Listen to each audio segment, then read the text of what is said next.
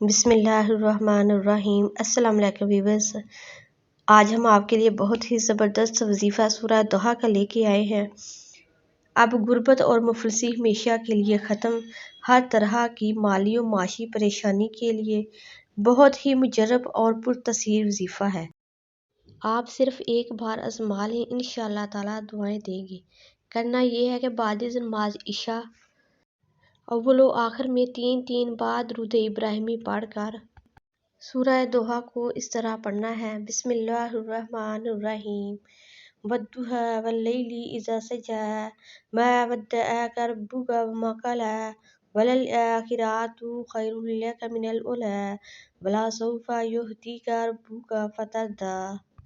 یہ آیت نمبر 4، وَلَسَوْفَ یُعْطِیکَ رَبُّکَ فَتَرْضَیٰ۔